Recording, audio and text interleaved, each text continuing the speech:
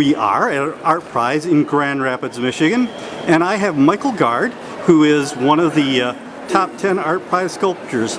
Michael, could you tell me a little bit about yourself, your background? Sure.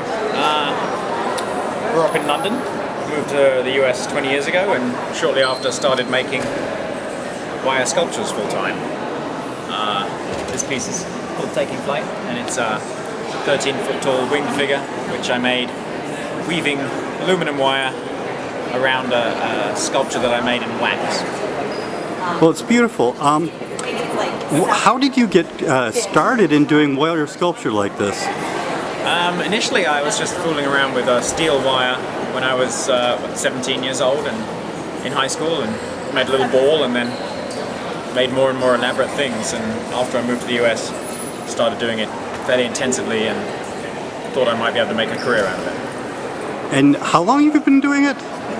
25 years. 25 years. This technique, but full-time for just under 20 years. And in San Francisco, California. Mm-hmm. Awesome.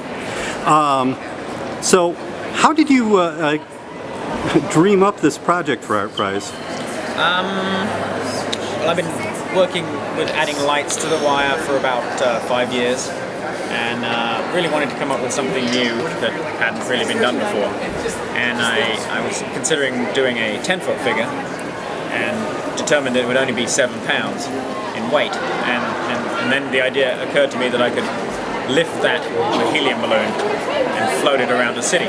So I then scaled up to the largest object which I could do that with, and that was about 15 pounds. So I scaled this piece to be 15 pounds in weight, and I think that makes it the lightest metal object ever made.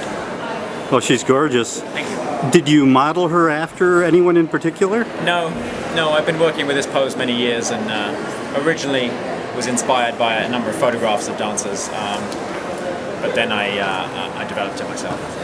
And then the angelic wings, is that unique to this one, or? Yeah, mostly because I was planning to have it, displayed in this new way, floating from a balloon, viewed from below, a creature of light.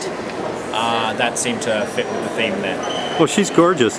What's your, what are your plans on going from here in the future with your art?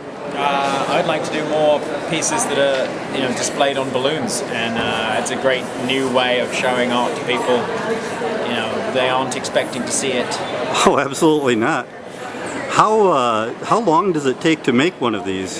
This one took about 2,000 hours. There's about half making the wax to weave around, and about half weaving the wire and adding the lights.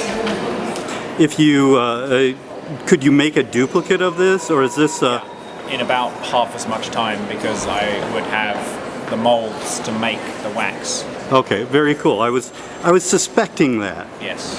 So this could potentially be something that you could sell, not exactly... Not dozens, but some. 2 or 3. Yes, I think that would be about the limit.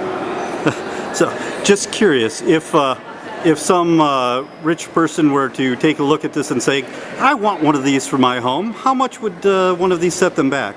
About like $125,000. $125,000. And if you win ArtPrize, that's $200,000. $200,000, yes. Well, I wish you luck on that, and if you do win ArtPrize, any major plans for expansion? Yeah, I would like to do more pieces like this and bring them to cities around the world, really. Very cool. Well, thank you very much, Michael, and from ArtPrize in Grand Rapids, Michigan, this has been the Weird Review. Thank you so much. Bye.